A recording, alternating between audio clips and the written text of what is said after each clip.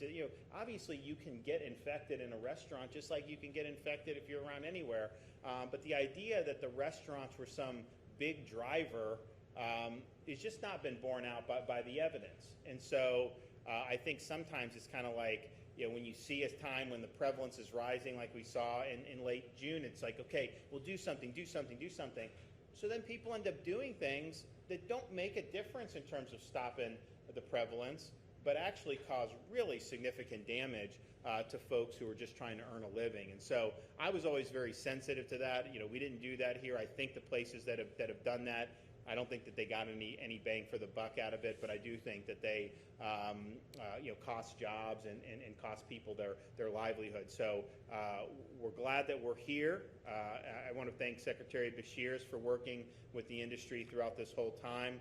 We also got a number of folks here to be able to talk about what it's like to operate under these circumstances. We have Ryan Turner, who's the managing partner from Connor's Steak and Seafood, and we thank you for hosting us here. We have Jay Johnson, owner of Bubba's Roadhouse and Saloon in Cape Coral. So thank you. Lori Farlow, owner of Farlow's on the Water in Englewood. And we were talking about how nice it is not to have the red tide like we had in 2018, and it makes it better for folks where you're at. We have Ann Rawlings, executive from Gecko's Hospitality Group, that's got places particularly in the Sarasota area. Dick Rivera, Chairman, CEO, Rubicon Enterprises, and then Paul Avery, CEO of World of Beer. So I want to thank you all for being here. Kick it over to Halsey Beshears, and then we'll go around the table and hear about some of the issues that are on your mind. Thank you, Governor, and appreciate you, sir.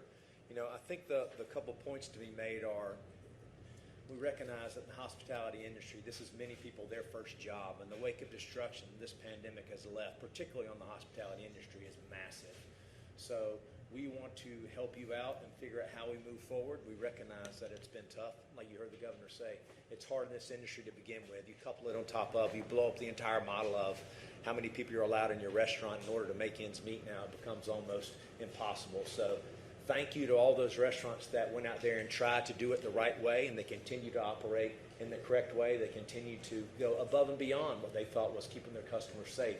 So here at the agency, we want to continue to help you do that go forward, to help restore consumer confidence so that you can have people back in there and they feel safe as well. So that's what we'll continue to do to support you moving forward. And we're going to keep fighting, sir. Great. Well, thanks a lot for all your hard work. So Ryan, thanks for hosting us. Yes, sir. The floor is yours. Thanks. It's been difficult since March.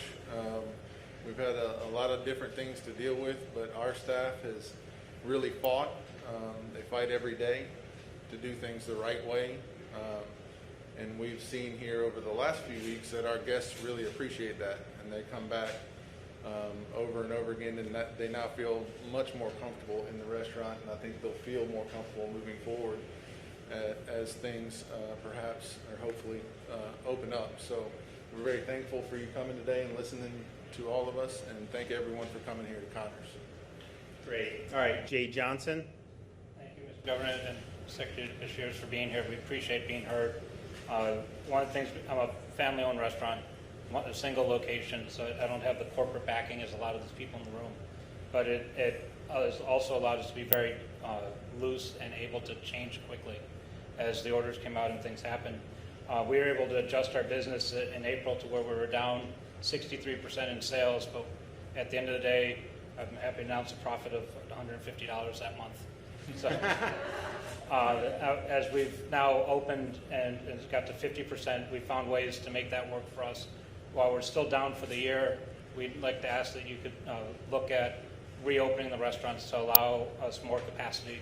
I think our customers are comfortable with what we're doing. We've gone above and beyond on cleaning, on making sure that we know about our employees' health and wellness. Probably know more about my employees' health than I've ever known in the 26 years we've been open. But we keep an eye on that, and for us, our employees are our family. I have 35 employees. Some of them have been with me for over 20 years. And so it was tough to have to lay them off in March, but we're happy to bring them back, and now we want to get them to a point where they can get their incomes back to where it was what they need for their families. We've spread out, we've worked out a system for us, where our employees are giving up shifts to the parents, the people that have more kids at home. They're trying to work with them so the people that need the money can get the money.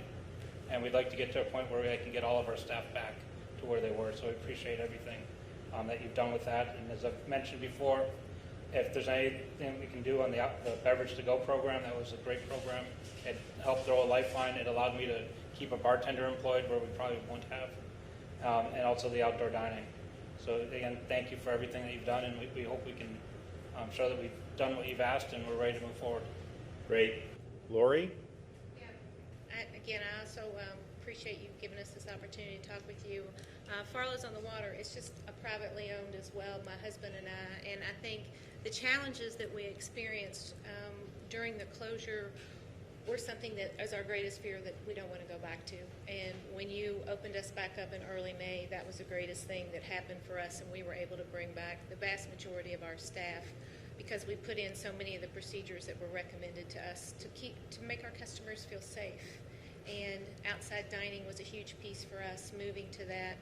I think, getting additional dining inside to finish out the heat of the summer would be appreciated by our customers. There are those people that want to be inside, and I think, we've taken those measures to spray and clean and, make sure our staff is also staying healthy and all of those things. So that's a big piece that I think would help us in the ongoing support of, communicating that we are providing a safe environment as an industry. The Florida Restaurant and Lodging Association, with our seal of commitment, those commitments we're making to making it safe for our customers and our staff able to work under the guidelines that you give us. And I think the more opportunity that we can service more customers safely is what we hope to achieve, and we greatly appreciate you coming and listening to us today. Great. Well, thank you. Ann? Governor DeSantis, thank you for coming. Secretary Beshears, y'all have been tremendous for the hospitality industry, stepping alongside of us all the way.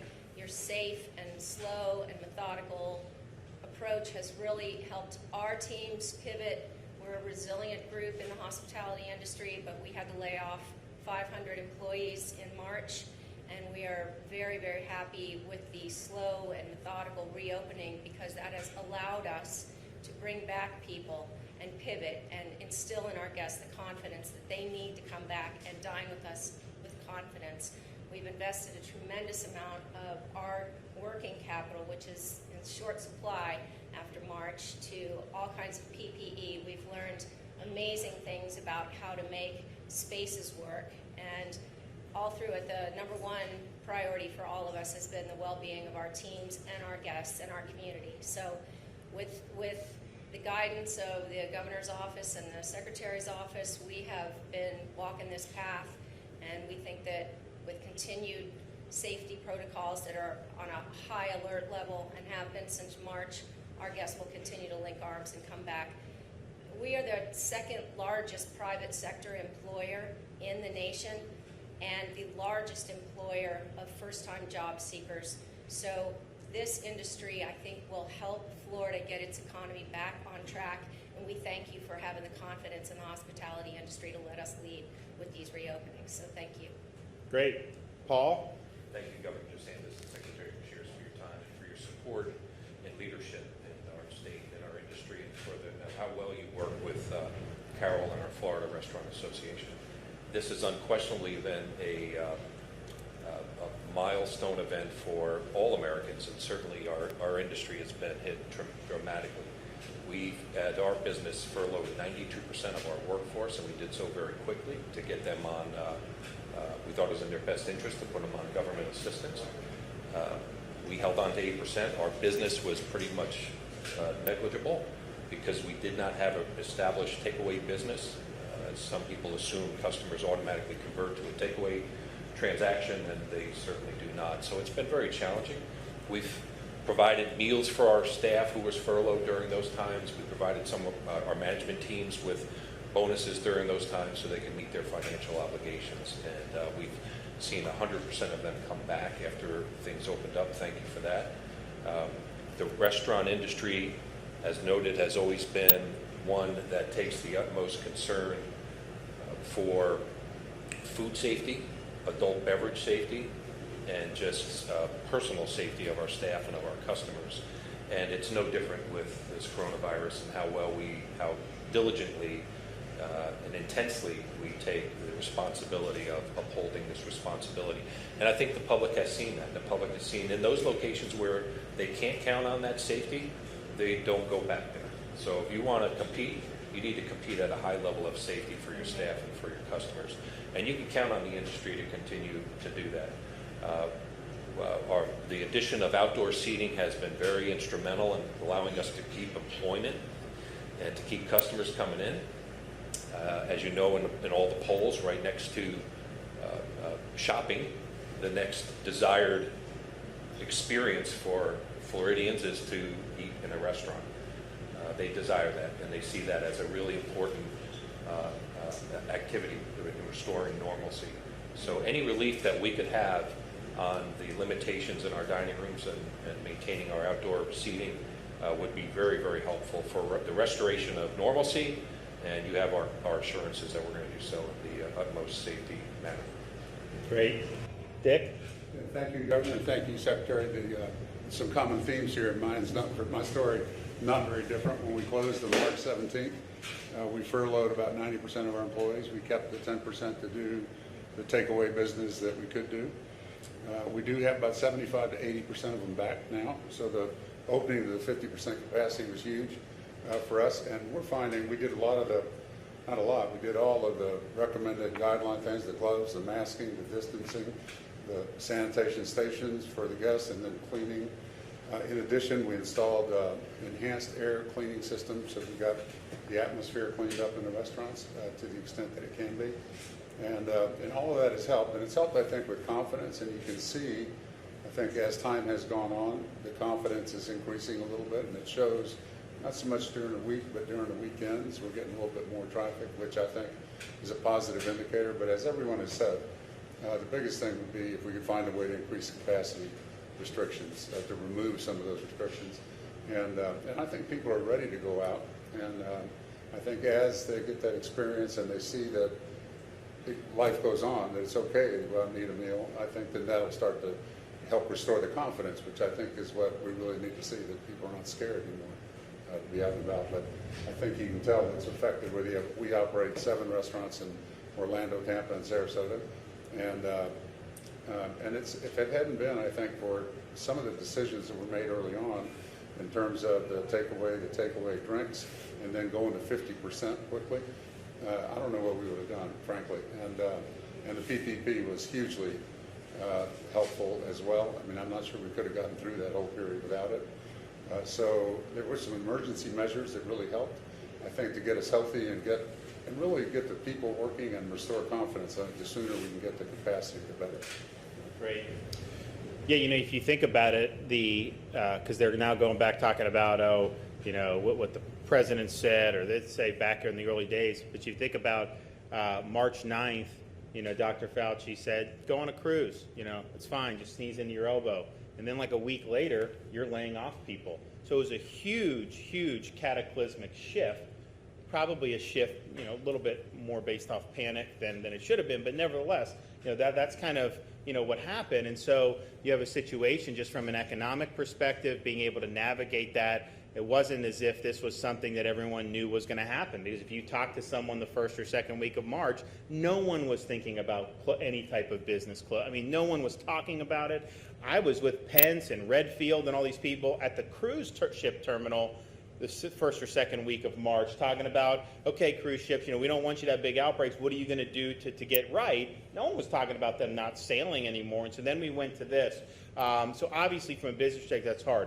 It's an economic shock to the employees. I mean, a lot of the employees, as you mentioned, this may be their first job. Maybe they're trying to pay for school. Maybe they're, in situations where, I'm sure many of them are in situations where they probably don't have massive amounts of wealth just sitting on the sidelines. So you take the job, if the restaurant's not functioning, they can't get tips or whatever.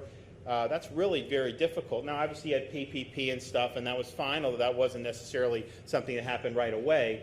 But then just from kind of the emotional roller coaster and what that means for people's future to just be plunged in, not knowing when you're going to come back, I think it was a really difficult time. I think the folks here handled it very well. And, my view was, we've got to get people back on their feet. The 50%, it's really arbitrary. I mean, it was recommended from like some of these groups, but I'm not sure that there's difference. Why 50 and not 40? Why 50 and not 70? It just, I don't think that there's. And then the 6 foot. The 6 foot is not evidence-based per se. I mean, the World Health Organization says 3 foot distance. I think Asia, they even do less than that. I think they maybe do 2.5 feet. So some of the European countries do less than 6. So is it like, where are they not doing science? Are we not doing science? I mean, so some of this stuff, I think you look and just have some common sense with how you're doing it. If you're in close contact with someone for a long period of time and they're coughing or sneezing or they're talking loud, and you're going to be at higher risk. But I'm not sure the magic thing is 6 foot versus 5 foot if you're in there.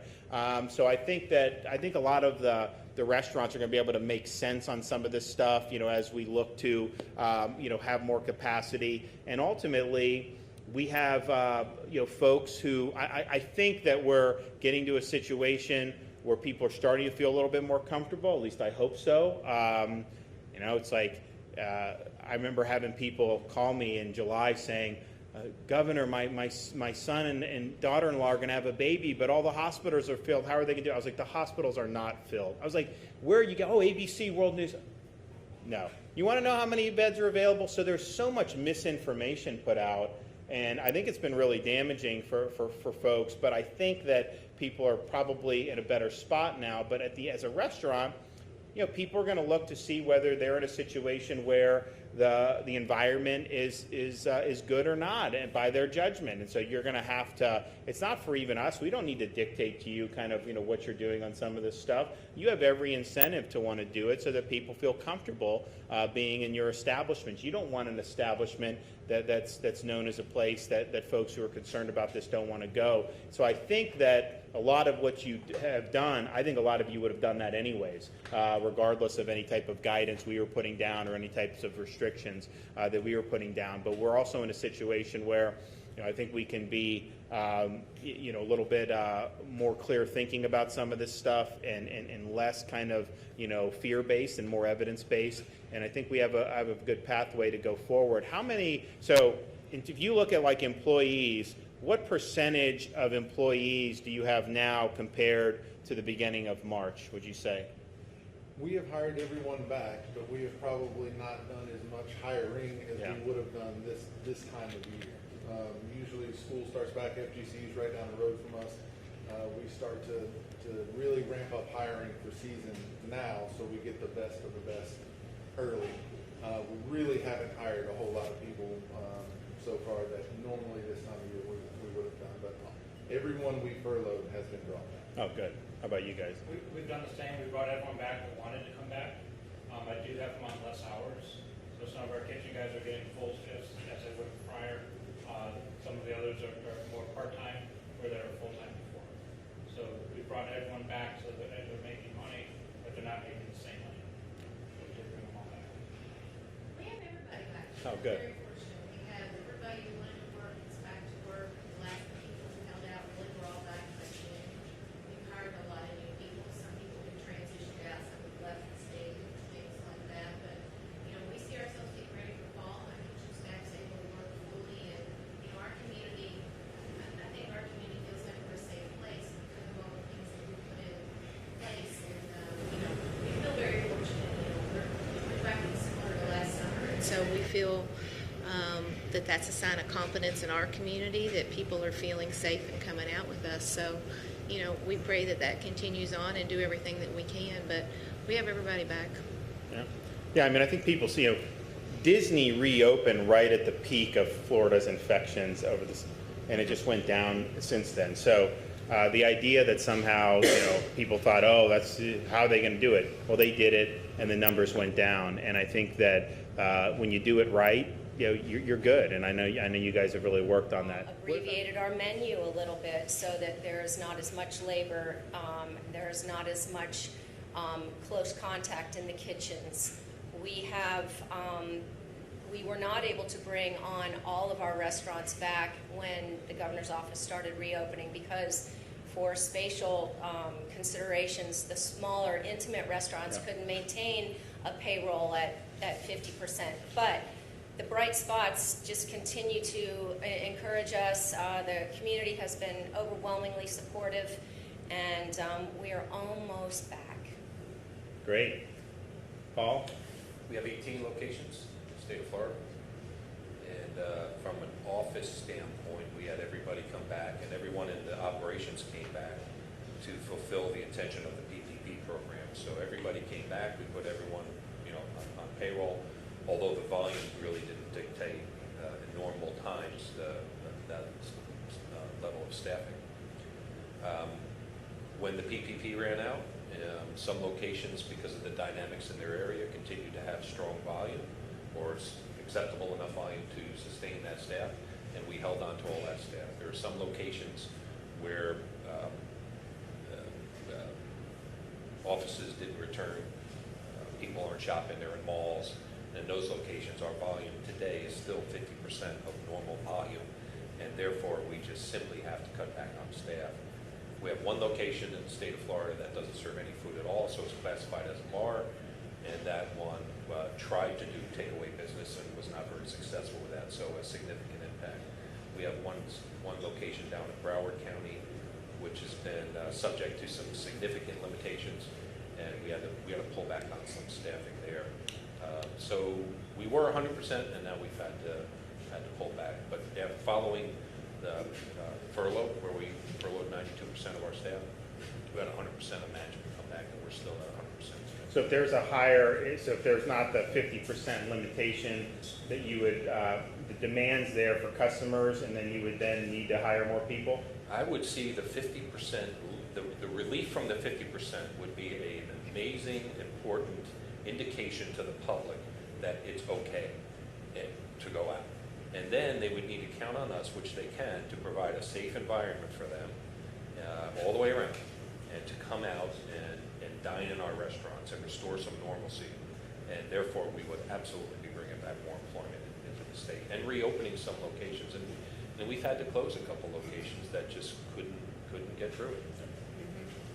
So we still have one restaurant that's closed. It's on International Drive in Orlando, and it's really fed by the convention center and the parks. Oh, yeah. So, but we anticipate we'll be opening that within the next 3 or 4 weeks.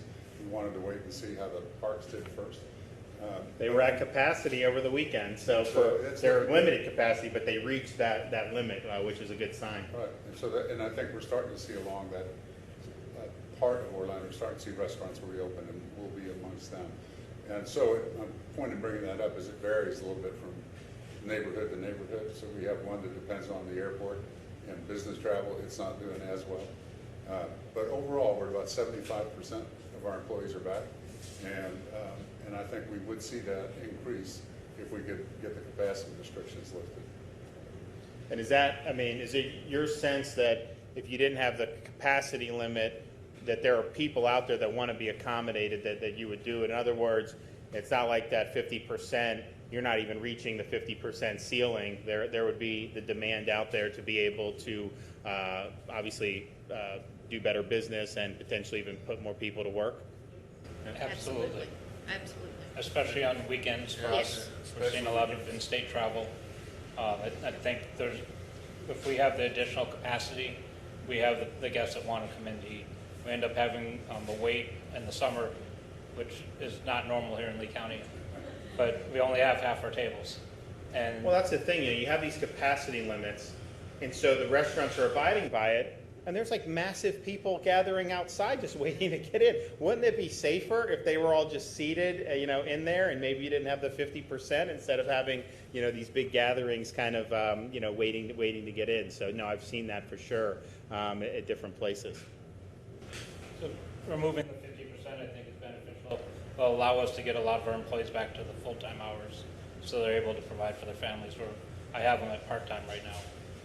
How did you guys do with when it was just takeout? Were you offering that, or did you just close? We offered it, and we did, I would say, a third or 20, probably up to 30% of the business we were doing. So I did it mainly because I was trying to keep managers and bartenders and everybody employed, as many as I could.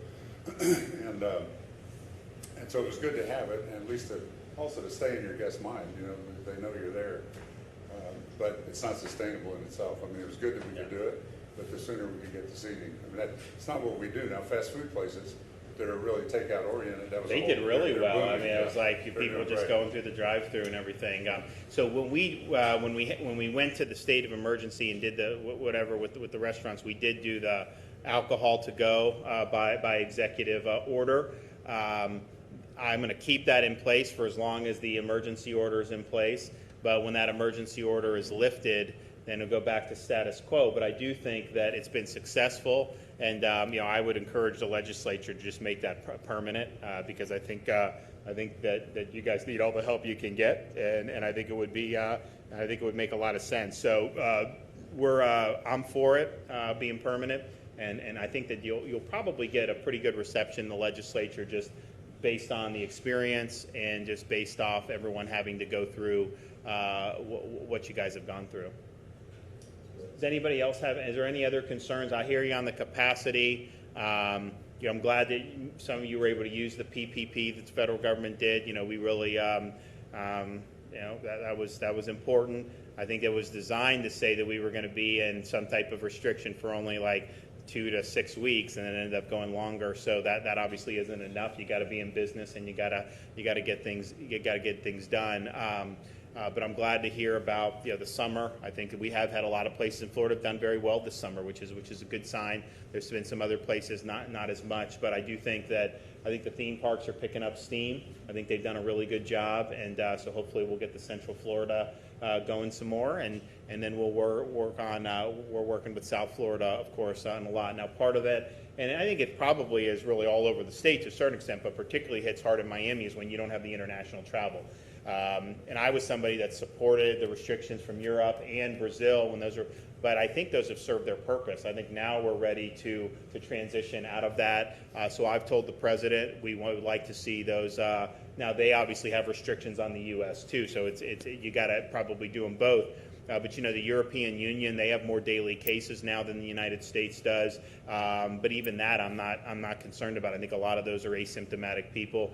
And Brazil, I think they're on the other side of the epidemic down there. That's obviously feeds Miami, it feeds Central Florida.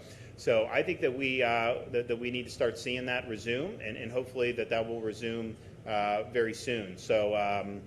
Do you have any parting shots? I would only say, Governor, let us know what we can do at the agency to help continue to support you as you move forward in this as we change, as we move forward. And that's it. I want to thank again all those restaurants that really went above and beyond to try and stay safe and do more than what was required in order to make their customers feel safe. I can't stress that enough. And moving forward, we're gonna look at the bad actors.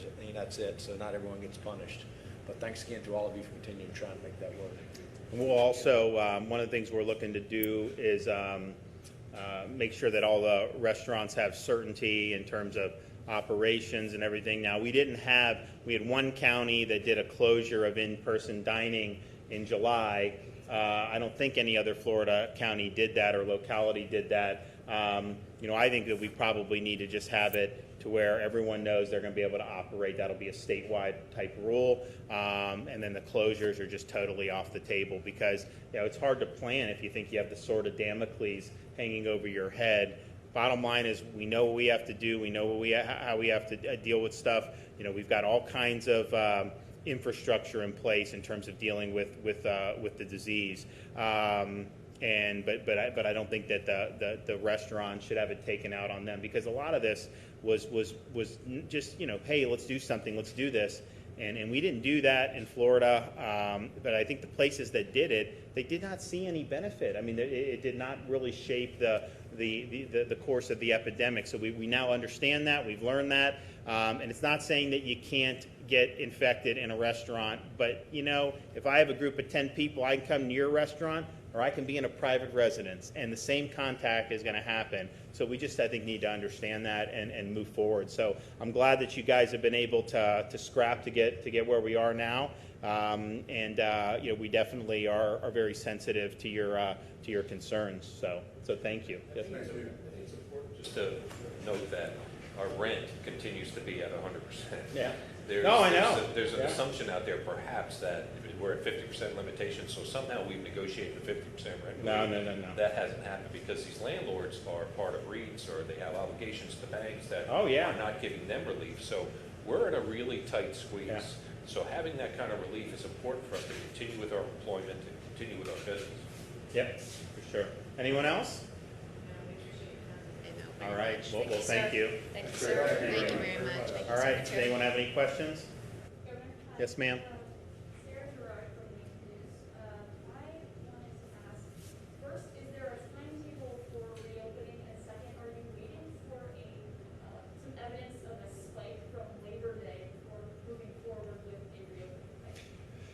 Well, no, I think we're we've been talking to the restaurants the whole time, so we're I think we're going to be comfortable moving forward very soon. So, and I think that's important.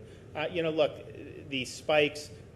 Sometimes these things get tagged. I mean, we had Memorial Day, then people said, "Oh, we started to see cases towards the end of June. It must be because of that." But then the 4th of July came, and the cases basically had peaked around the middle of the month, and then kind of went down. I think sometimes overreacting to some of that stuff. What we have seen consistently for now 2 months is declines in people going to the emergency room for COVID-like illnesses. We've seen declines in the number of people hospitalized. I mean, those are really, really the key metrics. They're doing a lot of testing on these college campuses. But I think someone did a study. They looked at all the positive tests on college campuses over the last however many couple weeks, and there's like tens of thousands of people tested positive, and they haven't found one hospital admission yet, from all of that. And so sometimes you just got to put these cases in perspective. And I've always said, you give me 100 people test positive at FGCU that are 21, 22, that's going to be less clinically significant than if 10 people test positive in a nursing home. And so some of this stuff you just got to kind of put in perspective. But I don't think that they should be held hostage to to Labor Day. I think that we understand the struggles. We understand a lot about how to do this in a safe way, and I think that it would be good to have some certainty and have an ability to to take another step forward. Do you have a timetable? Stay tuned. It's not going to take long. I mean, we understand some of the remaining obstacles, and we want to try to tackle those. Yes, ma'am. Sandra with Fox 4. So would this timetable also apply to those bars or pubs that don't serve food indoors, and what does that look like for them? So that's they're not necessarily related, but I think you're going to see Halsey come out with something very soon on the bars. And now we did have a lot of bars that started serving food, so we actually had bars open the whole time. And but we had some who just don't have that model, and so when we had the non-compliance, they were ended up in a situation that wasn't ideal from their perspective, and we understand that. We're now in a situation where we've met with a lot of these breweries, we've met with other folks, and I know Halsey's been working with them, so you'll hear something on that very soon. I will say that I really look at kind of the observed experience here, and the areas where the bars were serving food, no different in terms of corona than areas like Miami-Dade that didn't have that at all. In fact, Miami-Dade had more. You look at some of the Sun Belt states. Texas, I think, closed the bars entirely. Georgia kept them open. No difference in the epidemic curve. And so, obviously, we saw some outbreaks linked to bars in Florida, but my sense is that that behavior would probably have been happening, in private residences if it wasn't there. At the same time, we do want to see all those folks kind of operate similar to how the restaurants have done and done it in a way, gain the confidence back before, and then have the capacity to go forward. But yeah, you're going to hear something soon on that. It's been my goal is every Floridian should be able to go to work. Every business should be able to operate. We're 98% there in terms of what we've done in Florida, but this is kind of like the remaining piece, and I know Halsey's been working hard on it. Yes, sir. Can you explain again the alcohol thing that you said you wanted to extend? Sure. So what we did in March was when all the restaurants really across the country went to takeout and delivery only, we allowed alcohol to go. So if someone was going to order from a restaurant, they could not only order the meal, they could order a martini or a pina colada or whatever. And that normally would not be something that would have been permitted, so it was an emergency order. It's been effective. It's given the restaurants a little bit of a lifeline. I mean, I think as many of you know, that selling the alcohol it helps their margins. The food is fine, but if they can sell drinks, then that really makes a big difference. So I think it should be made permanent. I think it's been helpful. So we'll look to talk to the legislature. As long as the state of emergency is in effect, they're going to be able to do it. But this state of emergency cannot last forever. I mean, there's going to be a time, particularly financially, once we have all the dollars and cents taken care of. Then we want to go ahead and get beyond that as well. So that'll be at that time we're going to need legislation to be able to come in. But I support it, I endorse it, and I think it would be a good thing. And look, some of this stuff, we actually had some industries that did very well during this pandemic, just depending on some of the things. Unfortunately, it was a lot of the biggest companies like Amazon that really made a killing. You had others that had specific restrictions placed on them, and that puts them at a very tough situation, and so the restaurants are one of them. So if we can do some stuff to help them and continue the rebound, I think that we should be able to do it, so I'm for it. And what was it about the immigration issue that you think it's okay now to loosen it up? Well, I think that if you look at, Europe has gone through the main phase of the epidemic. I know they have some cases, but those tend to be areas that didn't get hit previous. And so I'm comfortable.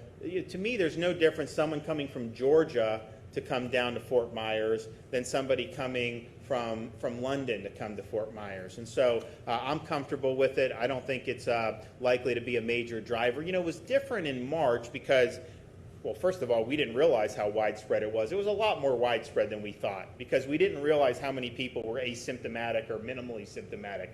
But at that time, it was mainly something that was in, obviously, Wuhan, and then Europe, and then the Northeast.